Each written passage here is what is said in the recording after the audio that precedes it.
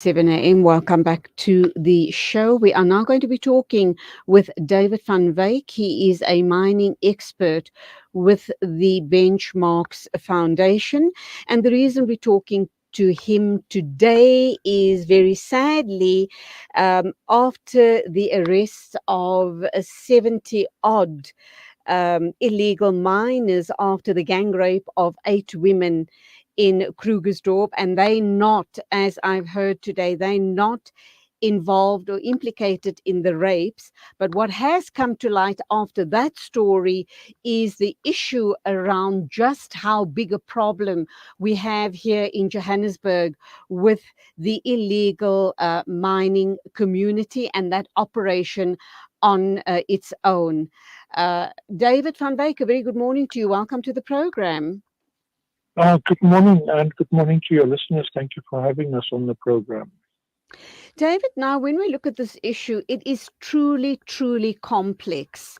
When we look at the whole prevalence of illegal mining in South Africa, it's not only about illegal immigrants, it's really about the exploitation of these very poor and vulnerable people and how it has created such a vast network of people feeding off the system.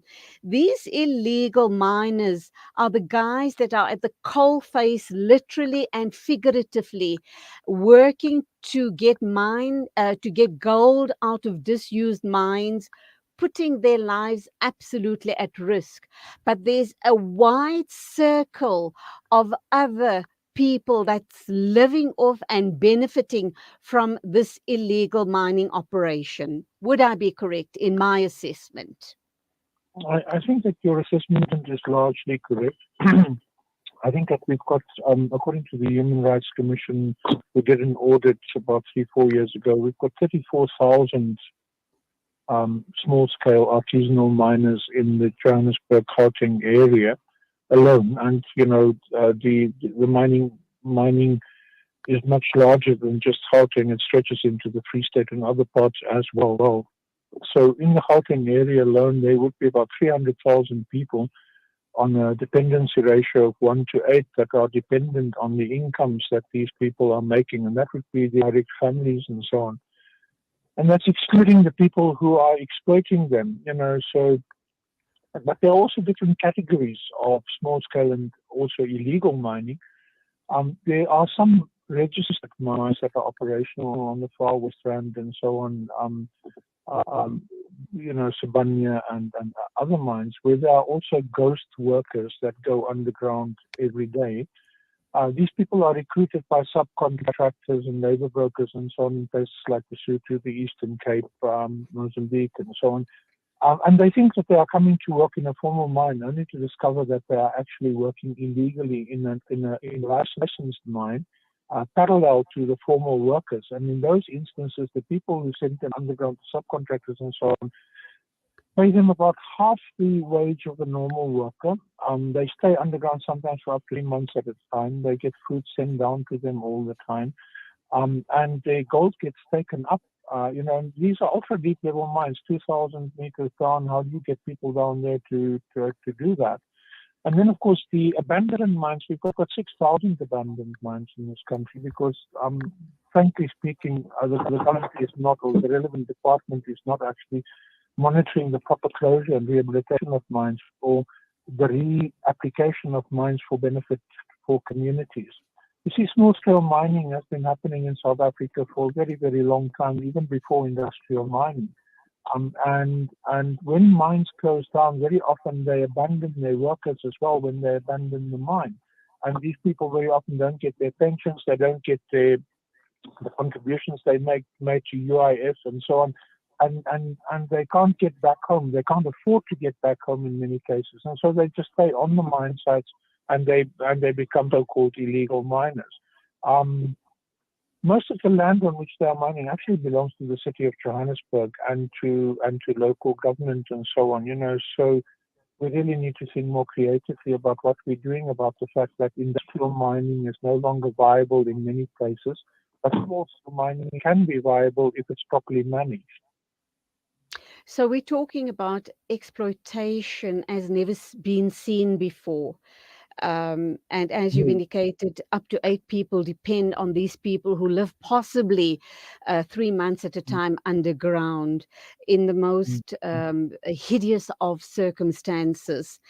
Um, mm, you're saying that these disused mines do belong to the city of Johannesburg.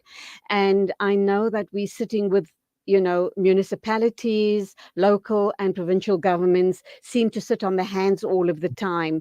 I'm wondering if they were ever approached to perhaps formalize these mines in such a way to make business opportunities a viable option for small scale mm.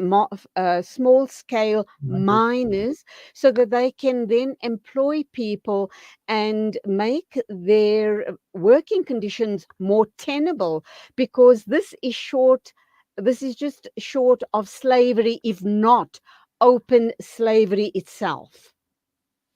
Well, I agree with you entirely. We've been engaging with the government. We work with the National Association of Artisanal Miners. That's the National Association of Small Scale Miners, as well as with the Legal Resource Center and ILRIC and so on. And we've been trying to get government to actually regulate and legislate for these small scale miners. And there has been a white paper produced about 2 years ago. We contributed greatly to that white paper. We made various inputs and we facilitated engagements between community small scale miners and the Department of Mineral Resources. But with the recent outbreak of xenophobia in South Africa, unfortunately, it seems as if the politicians have become more opportunistic and they believe that, attacking foreigners and so on is what will get votes for them. And so you see the roundup of these people over the weekend after the raid, that they just rounded up the first 60 small scale miners that they could find, not actually looking for the actual perpetrators of that particular crime. I've worked with small scale miners in the Johannesburg area for the last 16 years, and I've never been threatened. I've never felt any violence directed at me. I've never carried a gun or had any private security or so on when I engage with these people. What we do So find, however, is that there are syndicates who come. They come with white people, all kinds of people, often security companies. The security companies, that land belongs to the city of Johannesburg. But what they do is they say, this piece of land is our control. You must pay rent to us. So the small-scale miners have to pay rent to that particular security company, for example.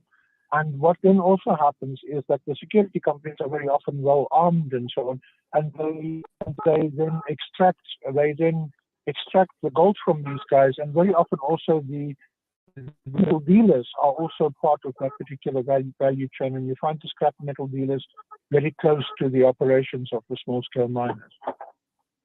So that exploitative ring just widens all the more, sadly. You are a mining expert. Tell us about the work you're doing with the Benchmarks Foundation, because you have indicated that you engage with these small scale and illegal miners. What sort of work are you doing with them? And are there any structures in place to help them give them some sort of relief from their plight? And I'm thinking, when we opened the opening remarks on this interview, was that certain of these ghost workers spend about 3 months underground. What on earth does that do to their mental health, the mental, the frame of their mental Mm, being, mm, and mm, even mm. physically? What does it do to them? Well, at the moment, there's really no safety and health provision or assistance. And what we have suggested to the department is that they should cluster the small-scale operations into groups of 5 and then create business units like cooperatives, for example, and register these cooperatives. And then what we also suggested is that they create a central buying agency to buy all the gold that small-scale miners operate, with agency offices all over the country, so that we can cut out the syndicates that are buying the gold at the moment. And the city of Johannesburg really needs to take control of the land that belongs to it. They can't just wash their hands of that particular responsibility. But mining is a national competence constitutionally, so the national department is actually the one that should monitor the proper closure and rehabilitation of mines, or the reapplication of mines for community use. Because many mining operations have got very many facilities that communities can use, but we see all those facilities being destroyed. They have housing, they have clinics, they have sometimes schools, they've got sport facilities and so on. And all of that is being systematically destroyed at the moment because there is no one that is taking responsibility for transition from the large-scale mining to small and medium-scale mining in the country. And so facilities that could have benefited the general population communities are now just going to waste. In some of these places like Randfontein Estates and other areas around Brakpan and so on, it looks like it's being bombed out. It looks like really, really terrible, where there was housing and so on. Another thing that could, of course, happen is that they got electricity substations on all these mines, and they had them on the old mines as well. And they could have transferred to solar energy. They could have created solar energy farms on the mine waste where you can do nothing else because it's too poisonous to do anything else, and given that to communities to generate electricity to sell back into the national grid. Also then addressing the issue of Eskom and the supply crisis in electricity that we are having at the moment. David van Wyk, mining expert, you've raised some very interesting, viable solutions, but will the powers that be take heed? And this is, everything you have suggested is doable, probably wouldn't involve too much resources, wouldn't involve too much money, and you can get the community's buy-in, because then they could then become self-employed and with them take along a whole host of people. So thank you indeed for bringing these issues to the fore. We do hope you're going to continue lobbying for the rights of ghost workers and for these pieces of land to be rehabilitated. We need more people like you to bring these issues to the attention of the public and to government as well, and for government officials to stop sitting on their hands and start making things happen. These are remarkable opportunities, and we could create a wonderful stream of employment if this does get introduced. Would you agree with me? I agree with you wholeheartedly, but unfortunately it's a bit like the drug trade. The people who benefit from mining are also sitting in leafy suburbs in Johannesburg and Cape Town and so on. And they wouldn't want to bring that change. And they are the powerful people that actually influence government decisions and so on.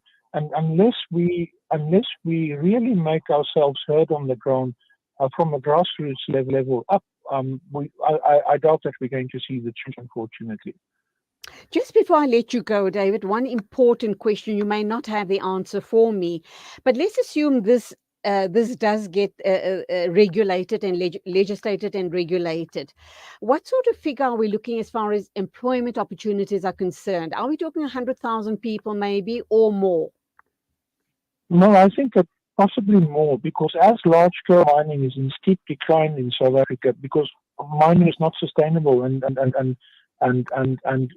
minerals are not renewable. They get finished. And so as the amount of minerals available becomes less and less, so the scale of mining will have to scale down as well. So you can actually employ hundreds of thousands of people taking out what is left in these mines and perhaps even creating local industries around jewelry and things like that, which can also be generating small-scale business opportunities and so on, and employment for communities as well. We really have to consider that our country is in an economic transition, and we must grasp the opportunities rather than let them become gang and syndicate-controlled abuse of the population in general.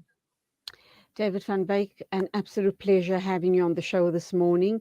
It just leaves me with a very, very bitter taste in my mouth, knowing that there was such a lot of greedy people out there. And if they just let go, and if the politicians and councillors get on board, we could be creating opportunities for, as you've said, hundreds of thousands of people. And that will be a start in getting the country back on its feet in the right direction. You go well, God bless. It is exactly 9:52 a.m. Thank you. Listen to something fresh.